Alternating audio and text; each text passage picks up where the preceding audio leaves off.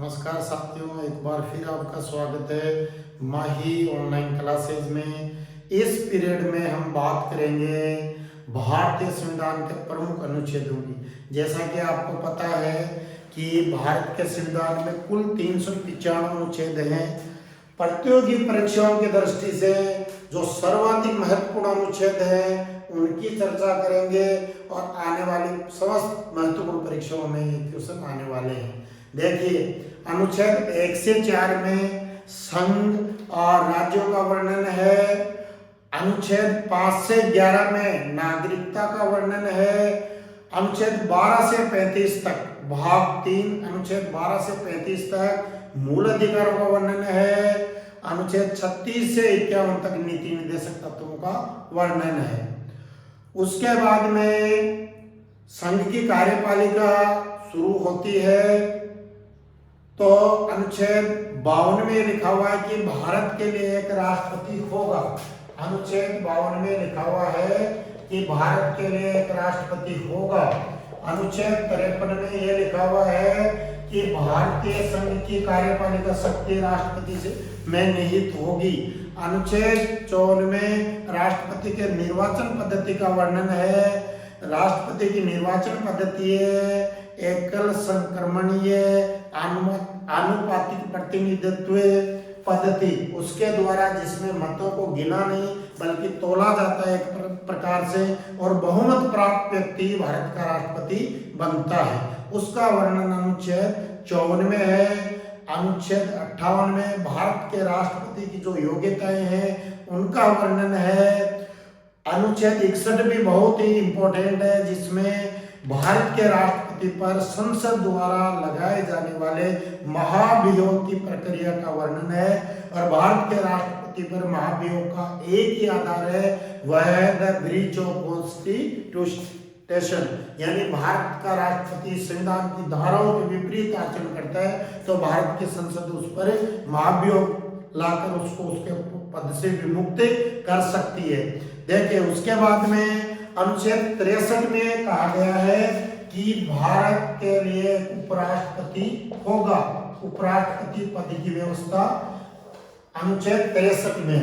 देखिए, एक्चुअल में अनुच्छेद 63 से लेकर अनुच्छेद 70 तक भारत के उपराष्ट्रपति पद का वर्णन है। अनुच्छेद 63 में कहा गया कि भारत के लिए एक उपराष्ट्रपति होगा। अनुच्छेद 64 में कहा गया है कि राज्यसभा का पदेन सभापति भारत का उपराष्ट्रपति होगा। अनुच्छेद 65 में यह कहा गया है कि मृत्यु, त्याग पत्र, महाभियोग या राष्ट्रपति द्वारा किसी कारणवश अपने पद पर कार्य नहीं किए जाने की स्थिति में, संक्रमणकालीन स्थिति में अगर उपराष्ट्रपति राष्ट्रपति के रूप में कार्य करेगा तो वह अनुच्छेद 65 की गाइडलाइन के अनुसार करेगा। यानी अनुच्छेद 65 में कहा गया है कि भारत का उपराष्ट्रपति जब राष्ट्रपति के रूप में कार्य करता है। साथ ही इसमें आप एक बात ध्यान रखिए, जब अनुच्छेद 65 के अंतर्गत भारत का उपराष्ट्रपति राष्ट्रपति के रूप में कार्य करता है तो वह राज्यसभा का पदेन सभापति नहीं रहता है। फिर उसके बाद में बात करते हैं महत्वपूर्ण अनुच्छेद 72 है, जिसमें भारत के राष्ट्रपति को समाधान का अधिकार दिया गया है। उसके बाद में अनुच्छेद 74 है, जिसमें यह कहा गया है कि राष्ट्रपति को उसके कार्य में सहायता देने के लिए एक मंत्री परिषद होगी जिसका प्रधान प्रधानमंत्री होगा। उसके बाद में अनुच्छेद 75 है, जिसमें यह कहा गया है कि भारत के प्रधानमंत्री की जो नियुक्ति है भारत का राष्ट्रपति करेगा और अन्य जो मंत्रियों की जो नियुक्ति है वह प्रधानमंत्री की सलाह पर वो भारत का राष्ट्रपति करेगा। अनुच्छेद 78 में भारत का प्रधानमंत्री राष्ट्रपति और मंत्री परिषद के बीच में जो कड़ी का काम करता है। अनुच्छेद 79 में यह कहा गया है कि भारत के लिए एक व्यवस्थापिका होगी जिसका नाम संसद होगा, जो लोकसभा, राज्यसभा और भारत के राष्ट्रपति से मिलकर बनेगी। इसी क्रम में अनुच्छेद 76 भी इंपॉर्टेंट है, जिसमें भारत का महान्यायवादी, भारत सरकार का प्रथम विधिक अधिकारी जो संसद की कार्यवाही में भाग लेता है लेकिन मतदान नहीं करता है। अनुच्छेद 76 में अटॉर्नी जनरल ऑफ इंडिया का वर्णन है। इसी के इक्विवेलेंट राज्य स्तर पर महाधिवक्ता होता है, वह अनुच्छेद 165 में होता है। आपको यह भी ध्यान रखना है। उसके बाद में बात करते हैं तो संविधान का अनुच्छेद 108 बहुत भी इम्पोर्टेंट है। जब किसी विधेयक पर विवाद हो जाता है तो भारत का राष्ट्रपति संसद की संयुक्त बैठक को बुलाता है। उस बैठक की अध्यक्षता लोकसभा अध्यक्ष करते हैं और उस बैठक में संयुक्त मतदान से उस विधेयक के भाग्य का फैसला होता है। लेकिन वित्त विधेयक और संविधान संशोधन विधेयक ऐसे दो विधेयक हैं जिन पर संसद की संयुक्त बैठक की कोई व्यवस्था नहीं है। अब तक अनुच्छेद 108 के अंतर्गत 3 बार संसद की संयुक्त बैठक हो चुकी है।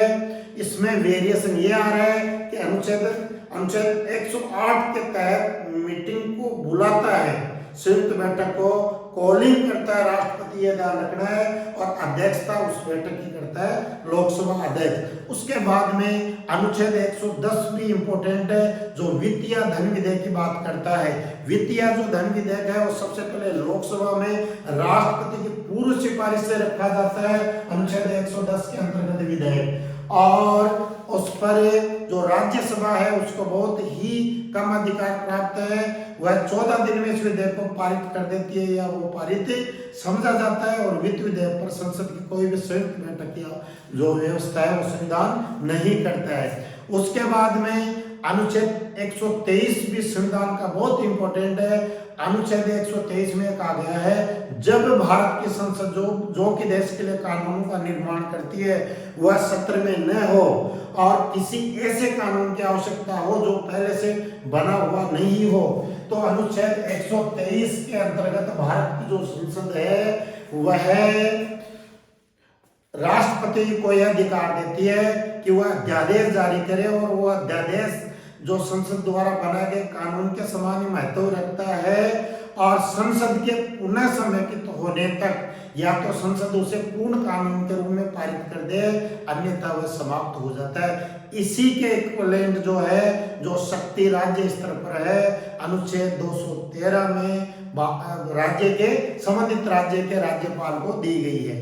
अब देखिए आगे बढ़ते हैं। भारतीय संविधान का अनुच्छेद 148 भी बहुत ही इंपॉर्टेंट है, जो कि भारत के नियंत्रण महालेखक परीक्षक की बात करता है। जो संसद द्वारा धन खर्च किया जाता है उस धन का जो है लेखा जोखा है वो एक तो लोक लेखा समिति रखती है और एक केग रखता है। तो सारी व्यवस्थाएं धन को खर्च करने की 148 के अंतर्गत चलती है। अब देखिए उसके बाद में भारतीय संविधान का एक अनुच्छेद 169 भी महत्वपूर्ण है। 169 क्या है? किसी भी राज्य में जो है विधान परिषद के गठन या उसको वहां से हटाया जाना, उत्सदन, यानी विधान परिषद का 169 के अंतर्गत विधान परिषद का गठन भी हो सकता है या उसकी समाप्ति भी हो सकती है। और साथियों आपको बताना चाहूंगा कि संसद के साधारण बहुमत के द्वारा ये कार्य हो सकता है।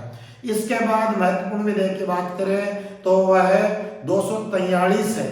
243 कैसे तक पंचायत राज है, 243 तय से ये 6 तक ये शहरी स्थानीय शासन है। फिर आगे बात करते हैं तो अनुच्छेद 280 में वित्त आयोग है। वित्त आयोग 5 वर्ष के लिए भारत का राष्ट्रपति गठित करता है। प्रथम वित्त आयोग के अध्यक्ष जो है केसी नियोजित है। 312 अनुच्छेद में, अनुच्छेद 312 में अखिल भारतीय सेवाओं का उल्लेख है। अनुच्छेद 324 में 3 सदस्यीय निर्वाचन आयोग का उल्लेख है। अनुच्छेद 352 में युद्ध बाह्य आक्रमण या सशस्त्र विद्रोह के आधार पर लगाए जाने वाले आपातकाल का उल्लेख है, जो 1962, 1973 में बाह्य आक्रमण और 1975 में सशस्त्र विद्रोह या आंतरिक शांति के आधार पर लगाया जा चुका है।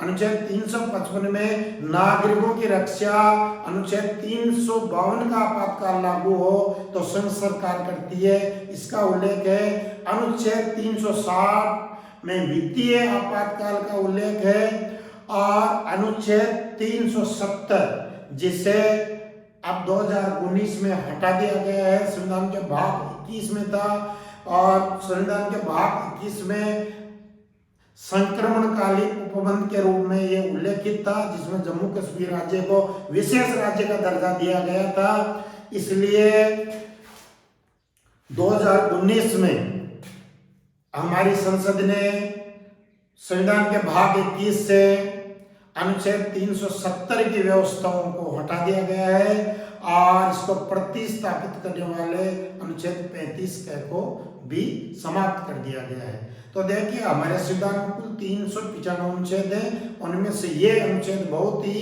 इम्पोर्टेंट थे और यह सभी प्रतियोगी परीक्षाओं की दृष्टि से इम्पोर्टेंट है। चैनल को लाइक करें, सब्सक्राइब करें, शेयर करें। Thank you.